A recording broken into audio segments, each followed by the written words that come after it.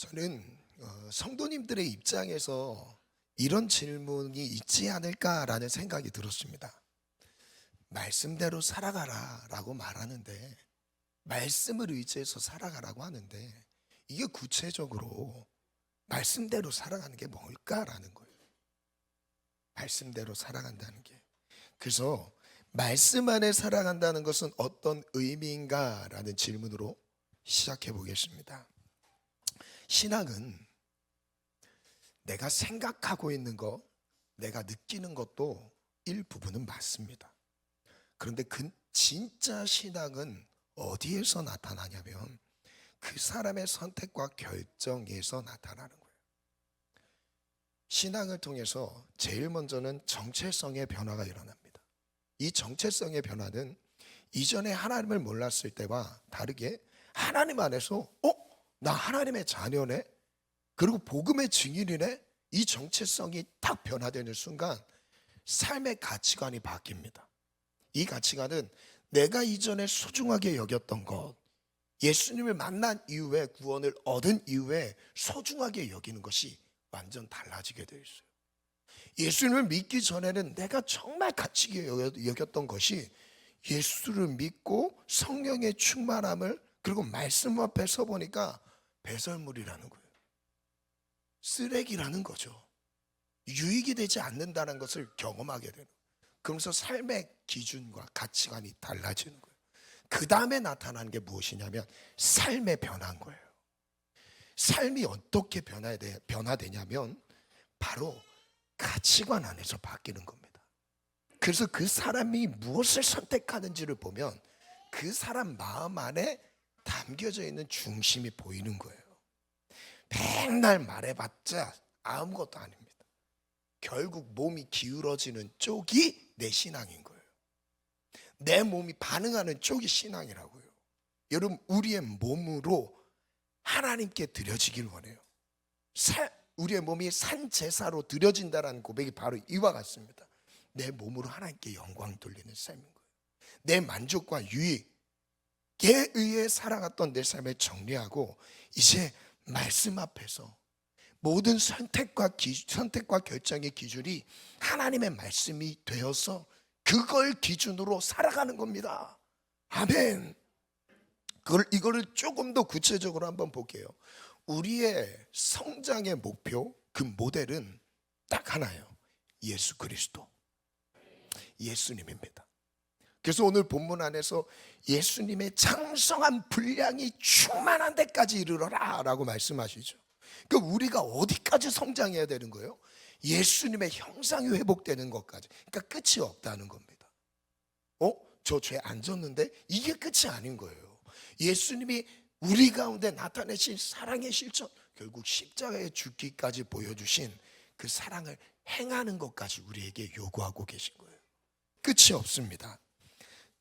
이제 구체적인 5가지의 모델을 한번 안내해 드려 볼게요. 의사결정에 성경적 의사결정, 그럼 성경적으로 판단하고 결정하는 중요한 5가지 기준이 있습니다. 그 내용을 이 책에서 자세히 안내하고 있더라고요. 그런데 조금 이제 이 학적으로 쓴 부분도 있고 하다 보니까 조금 현장의 메시지가 좀 약한 부분이 있어서 제가 이 부분을 다듬어서 메시지로 전하는 겁니다. 첫 번째는 하나님의 형상 모델입니다. 이건 모든 모델을 포괄하는 개념이에요. 그래서 제일 중요한 개념입니다. 예수님의 성품을 닮아가며 하나님의 형상을 회복하기 위해 선택하는 기준인 거예요. 선택 기준의 목적이 예수님 닮아가는 데 초점을 두는 거죠. 두 번째, 하나님의 법으로서의 모델인 거죠. 세상 속에서 하나님의 뜻을 분별하여 순종하는 거죠. 그 기준, 내 삶의 기준을 세우는, 내 삶의 질서를 세우는 데 있어서 아주 중요합니다. 세 번째는 지혜의 모델이에요. 이 지혜의 모델은 진위 여부가 아닙니다. 이게 옳냐 그르냐의 문제가 아니에요. 더 유익한 것을 선택하는 방법이에요. 예를 들면 결혼의 문제라든지 진로의 문제라든지 이거는 우리의 영혼 구원과 연결된 부분이 아닙니다. 무엇과 연결되어 있어요? 지혜와 연결되어 있어요. 누구와 함께 할 것인지, 이 시기에 나는 어떤 사람과 동역을 해야 돼, 이게 지혜의 영역인 거예요. 그것을 우리가 하나님의 법이라는 기준으로 접근한다면 문제가 생길 수 있는 거죠. 그래서 이걸 포괄적으로 또한 다양하게 우리 안에 갖추고 있었을 때, 지금은 이걸 기준으로 해서 이 선택을 해야 되겠구나라는 분별이 되는 겁니다. 이해가 되셨죠? 그래서 세상을 살아가는 데 있어서 미래를 바라보며 더욱 유익한 것을 선택하는 게 지혜의 모델입니다. 네 번째는 하나님과의 교제 모델이에요. 하나님과의 친밀함 자체를 목적으로 두고 더 친밀해지기 위한 것을 두고 선택하는 거예요. 그리고 다섯 번째는 영적 전쟁의 모델입니다. 이 영적 전쟁에 있어서 승리하는 것에 목표를 두고 목적을 두고 선택하는 거죠. 참고로 우리가 살아가는 삶은 영적 전쟁이 안 일어나는 구간은 절대 없습니다. 거의 모든 구간이 다 가정도 영적 전쟁이고, 일터도 영적 전쟁이고, 내 삶의 미래요 영적 전쟁. 전쟁하셔야 돼요. 이 다섯 번째의 모델까지를 나눌 거예요. 오늘은 첫 번째 하나님의 형상으로서의 모델을 나눌 건데, 자, 하나님의 형상으로서의 모델에 대한 기본 진리를 한번 제가 정리를 해봤습니다. 이 내용은 책에 나온 내용은 아니었고요. 제가 이거를 그냥 응용해서 한번 정리해봤습니다. 첫 번째는 하나님은 우리를 하나님의 형상대로 창조하셨다는 거 진리죠. 믿으시죠? 하나님의 형상대로 창조하셨어요. 그런데 두 번째는 죄 때문에 하나님의 형상을 잃어버렸어요. 그래서 나를 통해서 하나님이 그대로 나타나질 못하게 돼버렸습니다. 그게 나의 습관이나 나의 성격이나 나의 연약함들 때문에 하나님의 형상이 제대로 나타나지 못하게 됐다는 거예요. 세 번째는 예수님은 이 땅에 하나님의 형상으로 오셨습니다. 예수님은 하나님의 형상이세요. 완벽한 하나님의 형상이십니다. 그리고 네 번째는 예수님은 우리를 하나님의 형상, 창조 원형의 모양으로 회복시키십니다. 그렇게 하기 위해 오신 거예요. 그리고 다섯 번째 시작. 그래서 우리는 예수님을 닮기 위해 결정하는 겁니다. 자, 그럼 첫 번째 진리는 바로 말씀의 근거에 보면 이렇습니다. 하나님이 우리를 하나님의 형상대로 창조하셨다라고 말씀하시죠. 27절만 읽어볼까요? 시작. 하나님이 자기 형상 창조하셔. 그런데 로마서 3장 23절에 보니까 모든 사람이 죄를 범하였음에 하나님의 영광에 이르지 못하게 됐어요. 그 죄 때문에 하나님의 형상을 잃어버렸어요. 관계가 끊어져 버렸어요. 하나님의 우리 가운데 나타내고자 하셨던 그 하나님 닮았던 모든 것들을 다 상실해 버렸습니다. 죄가 그렇다는 거죠. 두 번째 진리는 바로 이것입니다. 예수님은 하나님의 형상으로 오셨다는 거예요. 말씀 읽겠습니다. 시작.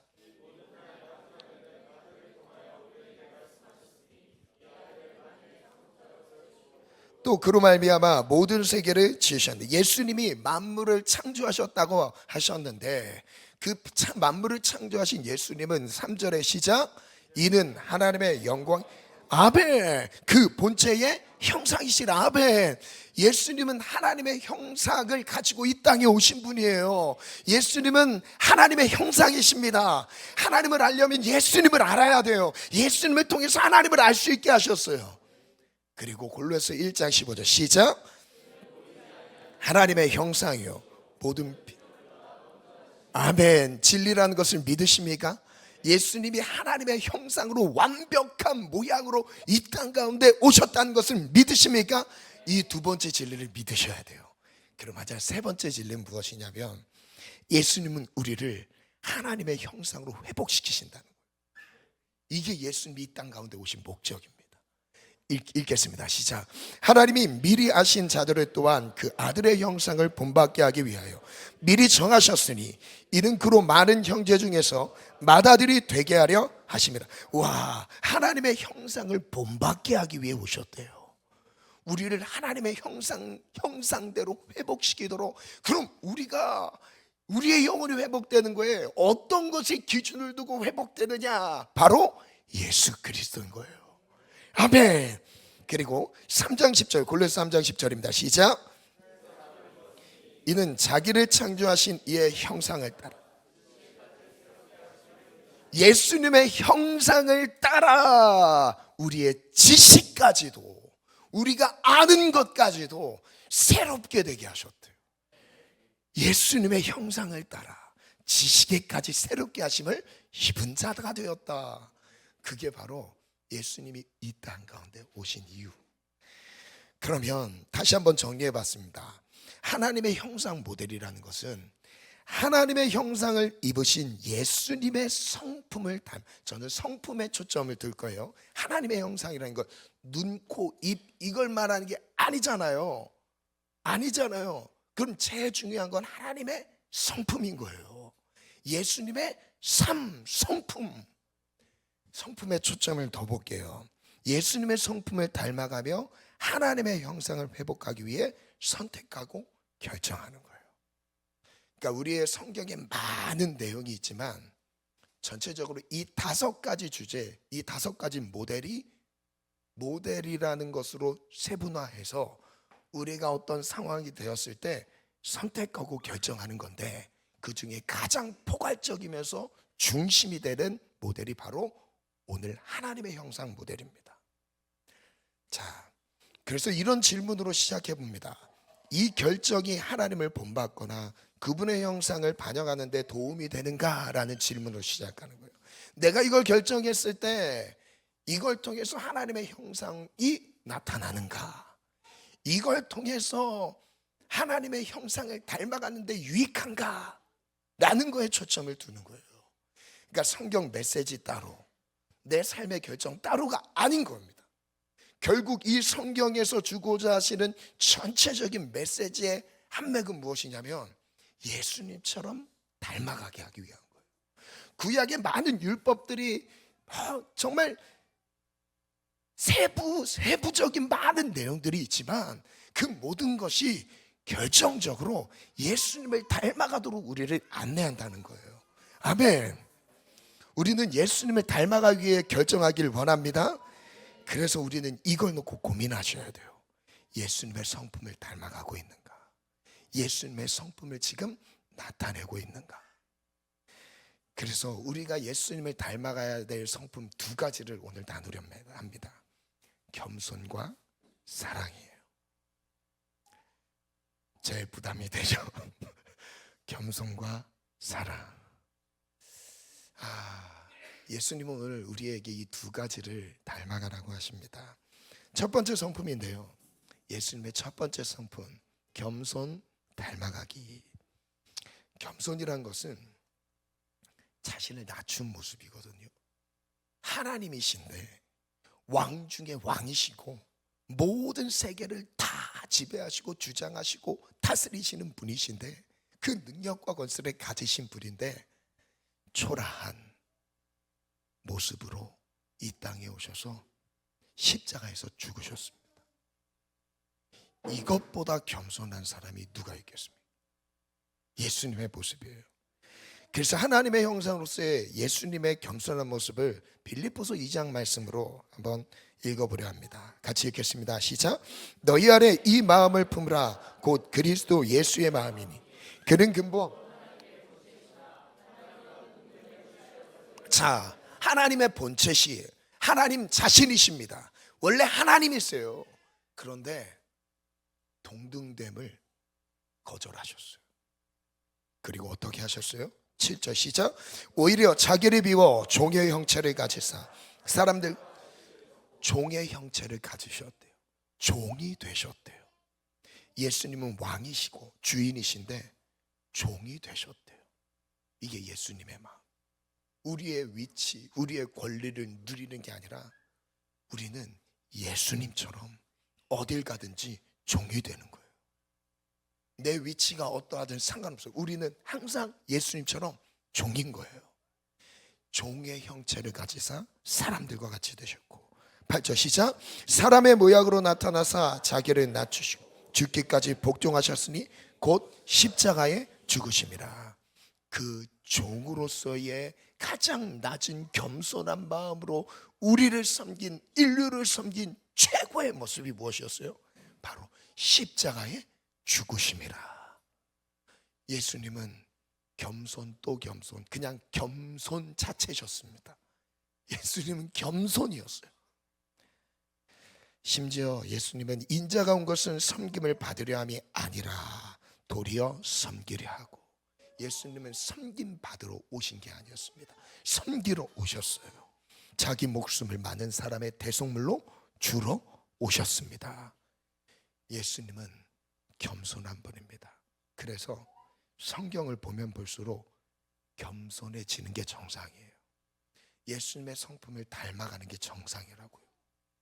내 기득권, 내 주도권을 뺏기지 않기 위해서 힘쓰는 게 아니라 더 낮은 자리로, 더 힘든 곳에서, 더 어려운 곳에서 섬기는 거라고요. 이게 예수님을 닮아가는 진짜 신앙입니다.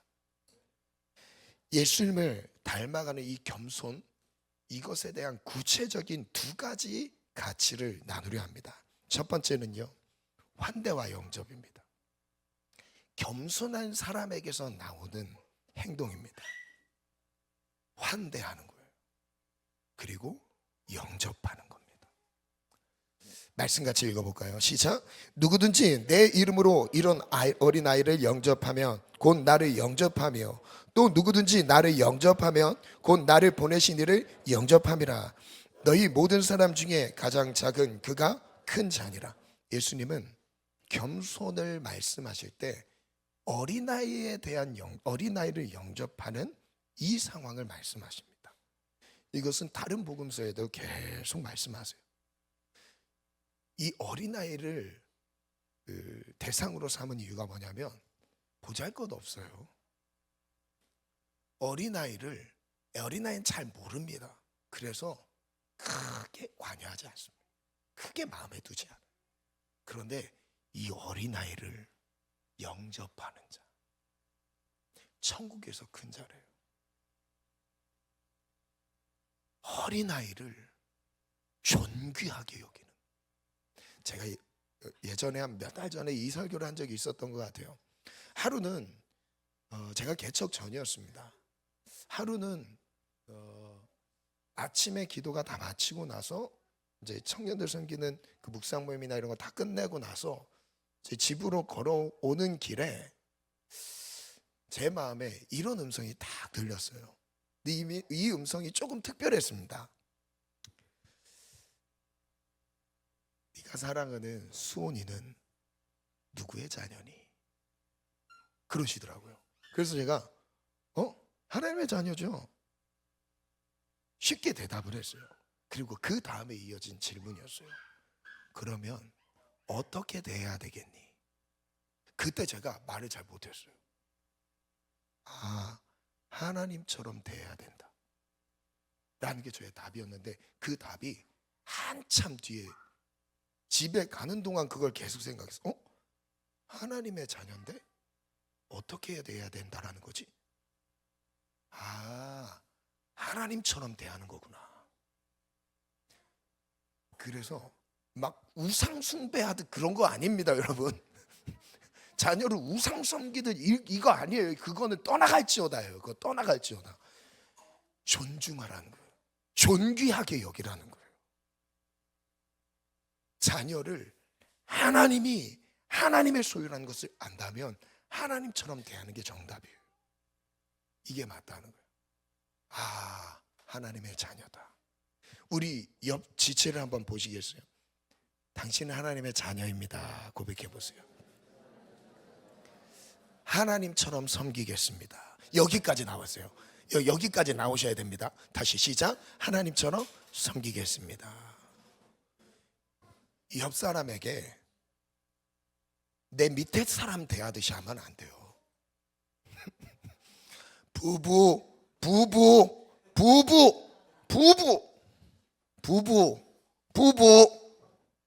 삐삐삐삐삐삐삐삐삐삐삐삐 막 자동으로 막 울리는 것 같은데, 여러분 내 아랫사람처럼 대하면 절대 안 됩니다. 남자든 여자든 받들어 섬겨야 돼요. 좀 표현이 이상한가요? 내가 더 힘든 일을 선택하고요, 내가 손에 안 벌려고 막 이러면 안 됩니다. 나 이거 했는데 너 이거 해, 막 이런 분위기가 되면 안 된다고요.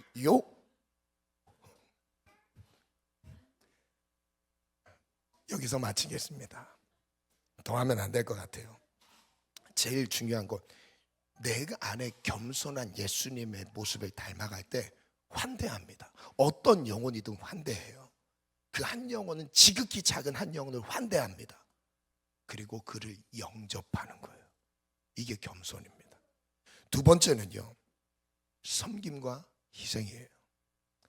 저녁 먹는 주에 예수는 아버지께서 모든 것을 자기 손에 맡기신 것과 또 자기가 하나님께로부터 오셨다가 하나님께로 돌아가신 것을 아시고 저녁 잡수시던 자리에서 일어나 겉옷을 벗고 수건을 가져다가 허리에 두르시고 이에 대야에 물을 떠서 제자들의 발을 씻기시고 그 두르신 수건으로 닦기 시작합니다. 닦기 시작해요. 13장 14절 15절 같이 읽겠습니다. 시작. 내가 주와 또 선생이 되어 너희 발을 씻었으니 너희도 서로 발을 씻어주는 것이 옳으니라. 내가 너희에게 행한 것 같이 너희도 행하게 하려 하여 본을 보였노라. 예수님은 그 본을 보여주시면서 우리도 따라하라고 말씀하세요. 가장 낮은 그 집을 섬기고 있는 하인 중에서 가장 낮은 집사라는 직분이 바로 이거예요. 가장 낮은 마음으로 가장 구석진 곳에서 가장 힘든 일을 섬기는 게 집사인 거예요. 앞으로 우리 젊음의 교회 집사는 그렇게 세워질 겁니다. 아멘. 아멘 하셔야 돼요. 아멘. 네. 그 일을 발 닦는 일은 종 중에 종이 하는 겁니다. 그런데 예수님이 제자들의 발을 닦아주세요.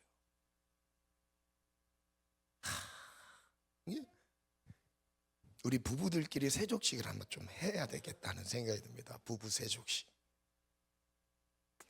아무튼 그렇습니다. 가장 낮은 마음에서 섬겨주신 거죠. 그러면서 예수님이 그 모습을 보여주면서 너희도 하라는 거예요. 너희도 이렇게 내가 선생이지만 제자인 너네를 닦은 것처럼 너희도 세상을 섬기라는 거예요. 너희도 사람들이 이웃을 그렇게 섬기라는 겁니다. 우리는 예수님을 제대로 알면 알수록 목소리가 커지는 게 아니에요. 자기 주장이 아닙니다. 예수님을 제대로 믿고 따를수록 말씀을 볼수록 더 낮은 곳으로 가요. 더 낮은 곳으로, 더 어려운 곳으로. 이게 맞다고요. 종이 되셨다는 것은 가장 낮은 자리에서 섬기신 예수님의 모습이셨습니다. 마지막 두 번째 성품인데요, 사랑 닮아가기. 예수님 본질 자체가 사랑이시죠. 예수님은 사랑이십니다. 그렇게 우리에게 나타내셨어요. 말씀 읽어볼까요? 하나님이 우리를 사랑하시는 사랑을 우리가 알고 믿었노니 하나님은 사랑이시라. 하나님은 사랑이시라. 사랑 안에 거하는 자는 하나님 안에 거하고 하나님도 그의 안에 거하시느니라. 하나님은 본질 자체가 사랑이세요. 그리고 우리에게 이 가르침을 주십니다. 시작. 새 계명을 너희에게 주노니 서로 사랑하라.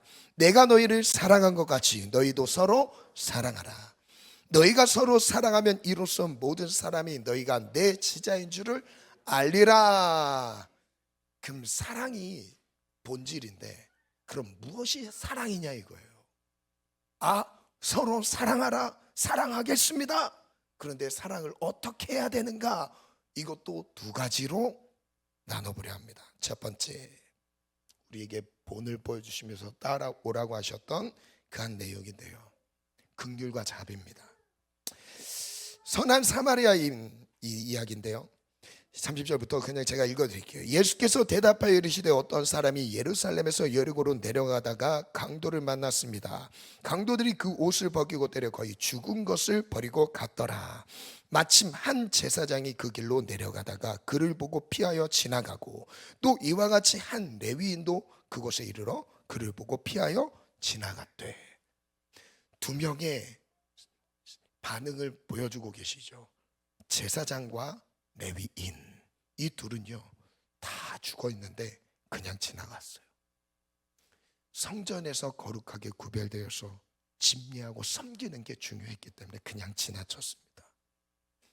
그런데 신앙의 정통 가문이 아닌 사마리아인, 제대로 된 신앙이 없는 이 사마리아인 어떻게 합니까?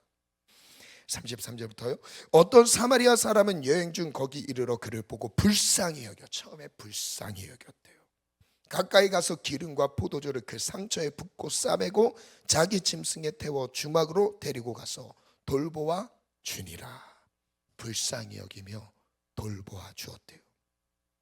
그 이튿날 그가 주막 주인에게 데나리온 둘을 내어주며 이르되 이 사람을 돌보아 주라. 비용이 더 들면 내가 돌아올 때 갚으리라 하였으니. 제대로 된 신앙인이 아닌데 긍휼과 자비를 베푼 거래요. 그리고 반면에 그 전에 나왔던 레위인이요, 제사장이요, 제대로 된 신앙인이에요. 신앙을 아주 철저하게 지키면서 헌신된 사람들. 그런데 긍휼과 자비가 없는, 비교하고 계신 겁니다. 그러면서 예수님이 질문하세요. 뭐라고 질문하시죠? 내 생각에는 이 세 사람 중에 누가 강도 만난 자의 이웃이 되겠느냐. 함께 읽어볼까요? 시작.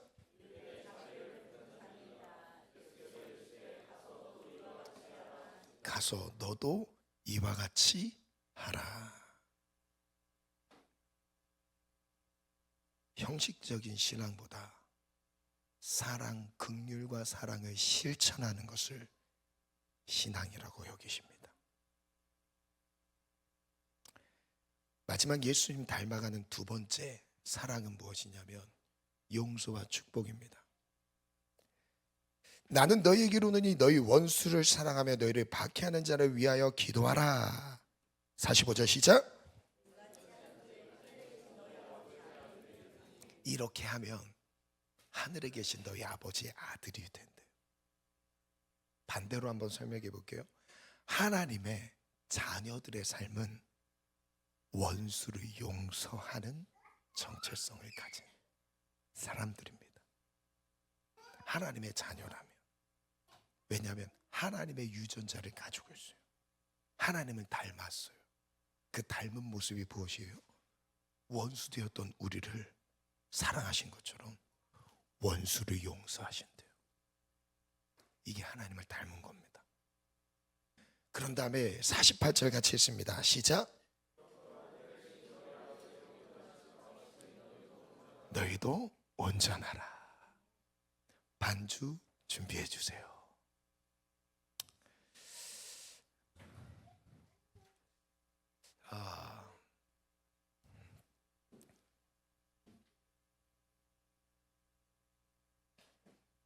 너희 하나님 아버지의 온전하신 같이 우리에게도 말씀하세요. 너희도 온전하라. 온전하라. 그 온전함이 무엇이에요? 사랑이죠. 그 사랑이 뭐예요? 원수 앞에서 나타나게 되어 있습니다. 진짜 사랑과 가짜 사랑은, 나에게 잘해주는 사람은 누구나 잘하지 않습니까? 나에게 친절을 베푼 사람에게 당연히 친절하게 하잖아요. 그 사랑이 아니에요. 그건 사랑은 뭐냐면 원수를 만났을 때 진짜 나타나게 되어 있어요. 어려운 공경에 처해 있는 사람을 만났을 때 나타나게 되어 있습니다. 오늘 이 사랑의 개념 두 가지, 그 중요한 가치, 자비를 베푸는 것과 원수를 용서하는 것, 이게 예수님을 닮은 사랑이래요. 예수님이 십자가에서 죽기까지 자기를 십자가에 못 박는 자들을 원망하지 않았습니다. 그들에게 복수의 칼을, 이를 갈지도 않으셨어요. 그냥 순한 양같이 죽어가셨어요. 어쩌면 우리가 내가 무슨 잘못을 했길래 난 왜 이런 만남들만 있는지, 왜 나에게 해코지하는 사람만 만나고, 나를 죽일 듯이 달라드는 사람만 만나고, 왜 꼭 여기 가면 또 이런 사람을 또 만나, 막 이런 고민을 했어요. 그거는 내 안에 진짜 사랑이 있는지 하나님이 건드려 보시는 거예요. 그러면 그때 우리는 깨달아야 돼요. 사랑이 내 안에 필요하구나. 사랑을 구해야겠구나. 우리 안에 사랑이 없는 거 아십니까? 내 안에는 사랑이 없어요. 윤리적인 그 도덕적인 기준이요, 우리 안에 사랑이 나올 수 있는 존재가 아닙니다. 우리는 아니에요. 우리 절대 아니에요. 우리 부부 사이도 뭐 좀만 잘못하면 막 안 지으려고 막 싸우고 난리 나잖아요. 뭐 한마디에 막 소리 지르고 막 그러지 않습니까? 안 지으려고. 그 사람 원수 만나면 여러분 어떻게 할 겁니까? 여러분 원수 만나면 어떻게 할 거예요? 사랑이라는 것은 바로 이것이래요. 이게 예수님을 닮은 거래요. 아버지의 온전하심이래요. 너희도 온전하라고 말씀하세요. 겸손과 사랑, 이 두 가지를 기억합시다. 우리가 말씀을 읽어가면서 예수님을 닮아갈 때 이 두 가지 가치 기준을 가지고 닮아가는 거예요. 더 겸손해지는 거예요. 더 사랑을 베풀어가는 거예요. 그래서 마지막 정리 문장인데요, 함께 읽습니다. 말씀대로 순종하며 산다는 것은 예수님의 성품을 닮아가는 것입니다. 예수님을 본받아 겸손한 마음으로 사랑을 실천하는 것입니다. 겸손한 마음이란 지극히 작은 한 영혼을 환대하고 영접하는 마음이며 가장 낮은 자리에서 희생하며 섬기는 모습입니다. 사랑이란 고통 중에 있는 영혼을 긍휼히 여기며 자비를 베푸는 마음이며 원수를 용서하고 잘되기를 축복하는 모습입니다. 오늘 우리 안에 예수님의 형상, 그 하나님의 형상이 회복되는, 그리고 그 회복이 말씀을 통해 이루어지는데, 나는 그렇게 살지 못했지만 말씀에 기록된 예수님의 모습, 하나님 아버지의 성품을 보면서 맞춰가는 거예요. 안 되지만 맞춰가는 거예요. 정말 안 돼요, 아파요, 어려워요, 힘들어요, 이거 도저히 어떻게 해야 될지 모르겠어요. 그래서 말씀을 통해 깨닫게 하시는 거예요. 그거 아니다, 진짜 이거다. 그러면서 우리가 할 수 없는 한계 앞에서 기도하며 말씀 앞에서 무릎으로, 주님 할 수 없지만 주님 마음을 주세요, 주님 마음 부어주세요, 주님 마음으로 바라보게 하세요, 이렇게 하는 겁니다. 여러분, 내 힘으로 할 수 있는 게 자체 신앙이 아닙니다. 그냥 경건한 하나의 모습일 수 있겠지, 그게 신앙이 아니에요. 우리가 할 수 없는 겸손과 사랑을 예수님을 닮아가는 겁니다. 오늘 예수님 닮아가길 원하십니까? 우리 찬양으로 하나님 앞에 나아가겠습니다. 예수 닮기를.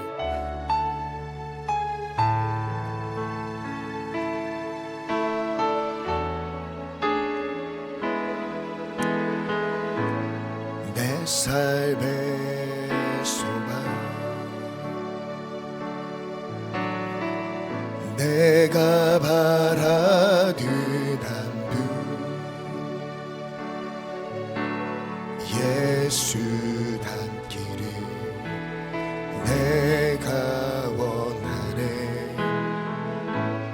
잡 힘든 사람, 풍성한 긍휼, 풍성한 긍휼, 예수 닮기를 내가 원하. 우리 다시 한번 찬양할게요. 삶의 소망, 내가 바라는 한분 예수 닮기를 내가 원하네. 한없는 사랑, 풍성한 긍휼, 예수 닮기를 내가 원하네. 예수 닮기를, 예수 보기를, 예수만 높이길 내가 원하네. 내 평생 소원 예수 닮기를, 예수만 닮기를 내가 원하네. 다시 한번 고백합시다. 내 삶의 소망,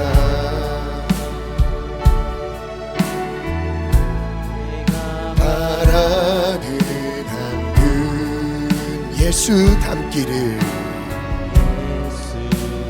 우리가 말씀을 보고 말씀대로 살아간다는 것, 바로 그것은 예수님을 닮아가는 것. 사랑과 긍휼이 풍성하신 예수님, 풍성한 긍휼 예수 닮기를 내가 원해. 예수 닮기를, 예수 보기를, 예수만 높이기 내가 원하네. 내 평생 소원 예수 닮기를, 예수만 닮기를 내가 완전하신 예수, 완전하신 예수 새롭게 하시네. 연약한 내 영혼, 내 영혼 온전하게 완전하신 예수, 완전하신 예수 새롭게 하시네. 연약한 내 영혼 온전하게 되리.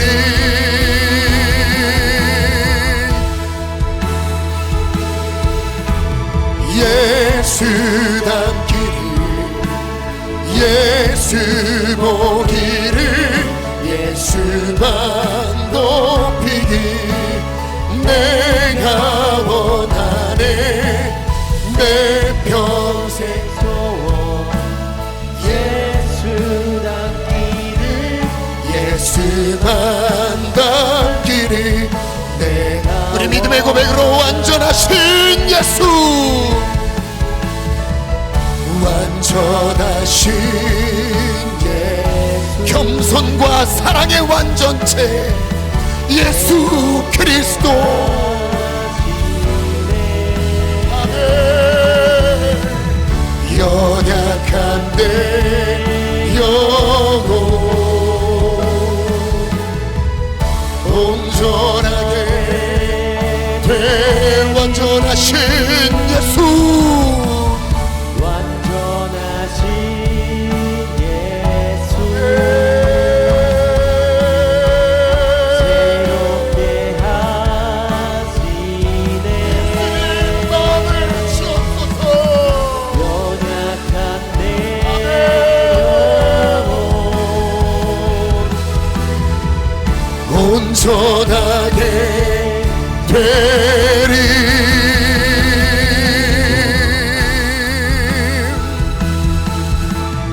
예수 닮기를, 예수 보기를, 예수만 높이기 내가 원하네.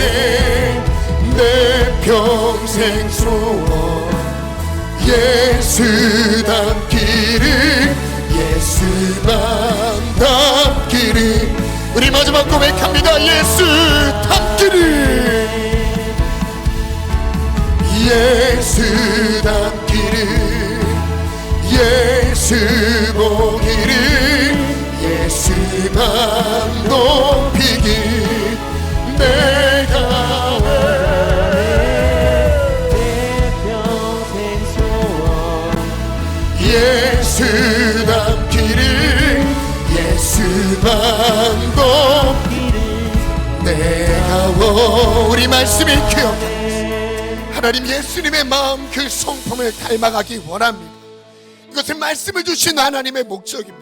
예수님의 삶을 통해 그분의 성품을 닮아가는 것, 그 핵심 두 가지, 겸손과 사랑입니다.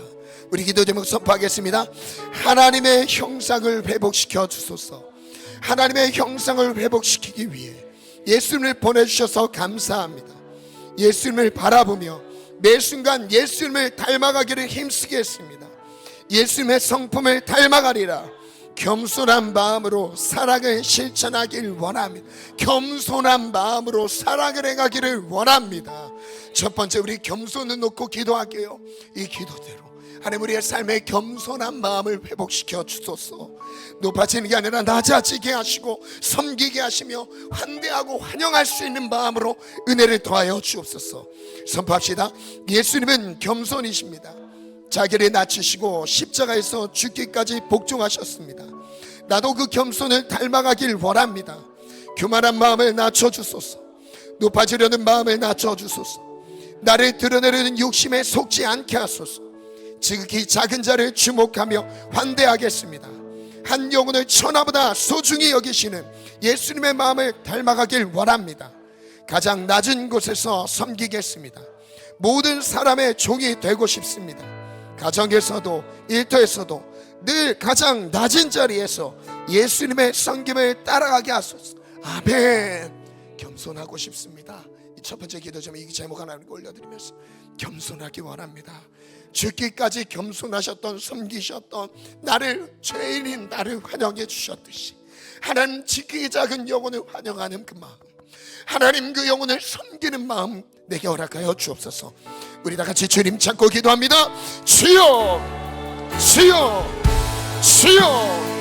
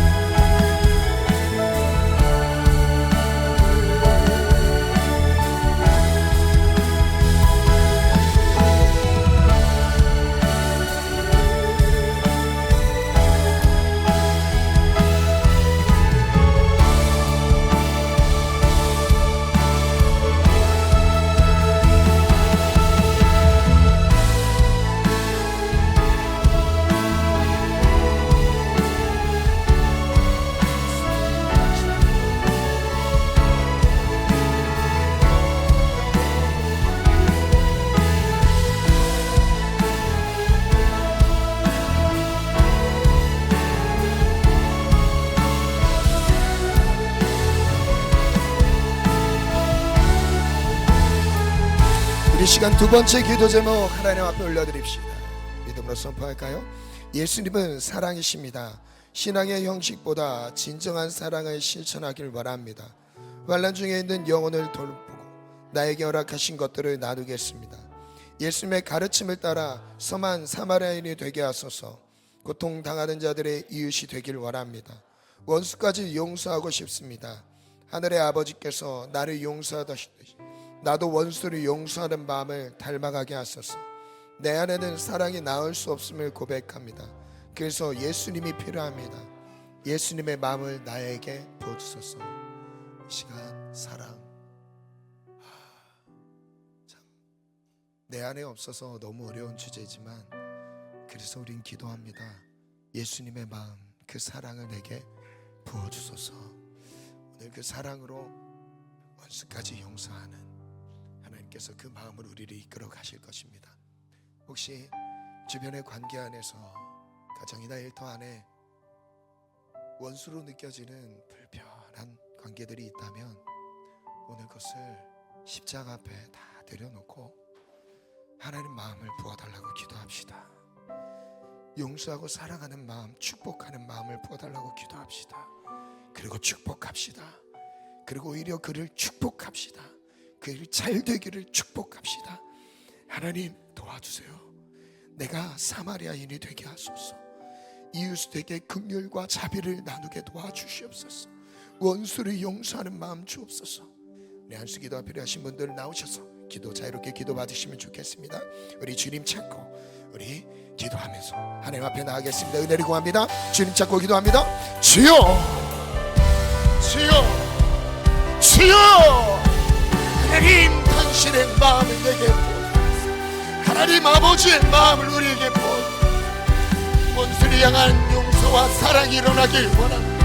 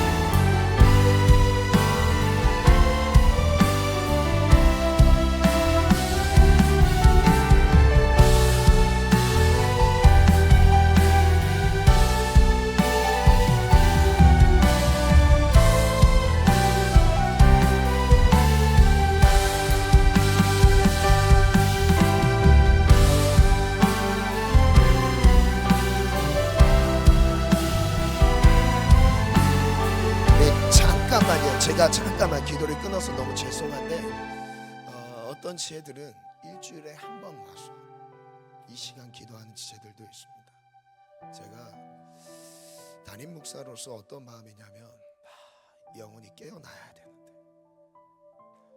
영혼이 깨어나도록 기도해야 되는데, 그 마음이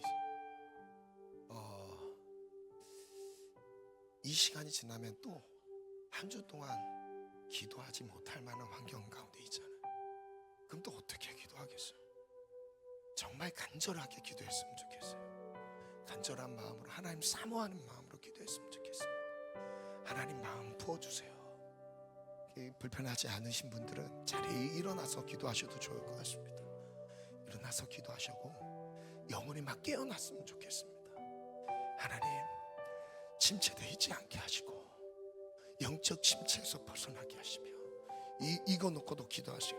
말씀의 능력이 회복되게 하시고, 말씀이 살아나게 하시고, 내 삶에 말씀이 기준되게 하시고, 말씀으로 살아가는 법을 배우게 도와주시옵소서. 여러분, 말씀이 회복돼야 됩니다.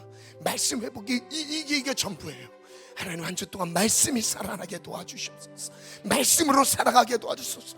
말씀으로 복된 길을 열어가게 도와주시옵소서. 우리 두 손 높이 들고 주님 찾고 기도합니다. 주여, 주여, 주여.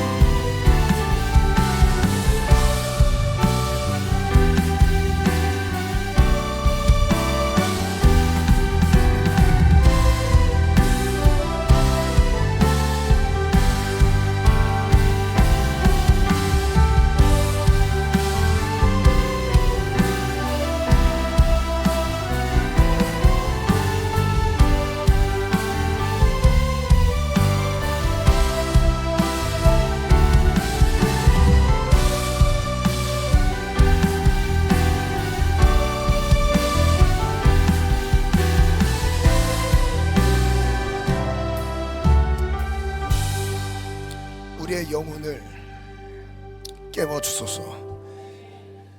깊은 잠에서 나오게 하시고